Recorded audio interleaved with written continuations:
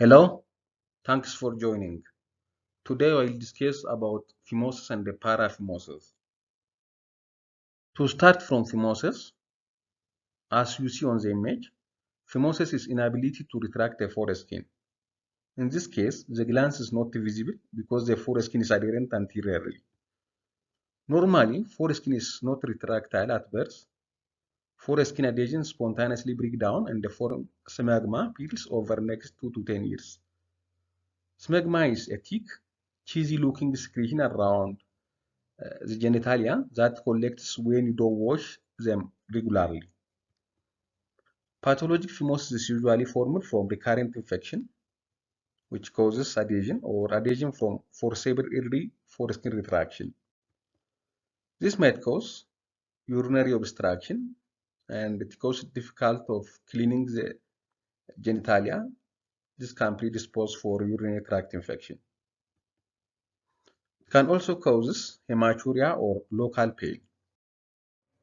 Phimosis is unusual in circumcised males. It mainly occurs in uncircumcised males. That is why circumcision is important. Phimosis in older DM patients often results from chronic balanopostitis. Phimosis increases the risk of penile CA, even though it is very rare. In the case of phimosis, there might be swelling, redness, and the tenderness of the prepuce with purulent discharge. Normally, the management depends on the cause. In normal young children, it is a physiologic phimosis. So in these children, no intervention is necessary. Advice against forcible retraction. Personal hygiene is very important. You should have to advise gentle cleaning under the foreskin. For pathologic phimosis, topical steroid application to the preputial ring, which has success rates around 30 to 90%. It might be necessary to slit the dorsal or ventral foreskin or preputial plasty. Circumcise the foreskin for pathologic phimosis.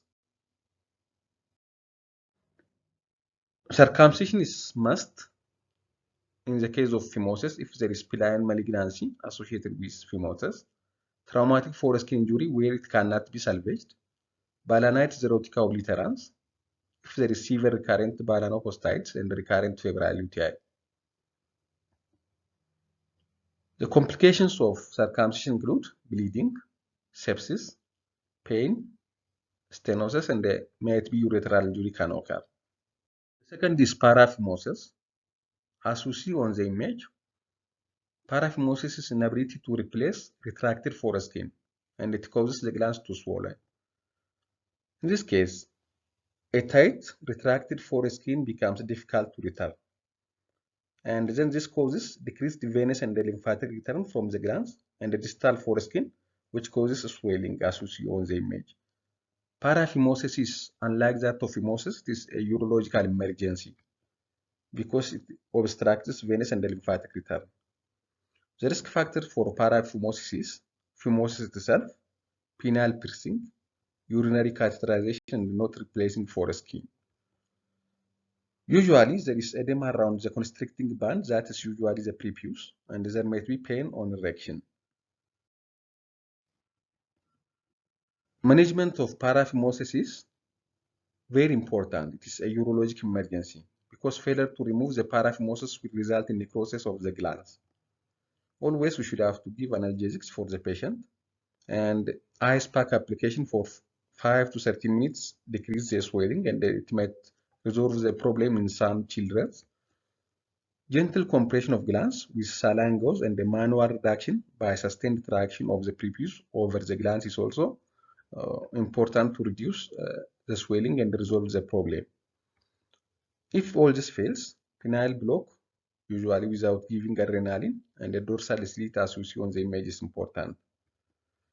Decompression alternatives include multiple punctures in the edematous foreskin or applying topical sugar can decrease it. Topical sugar has osmotic effect and it can decrease the swelling.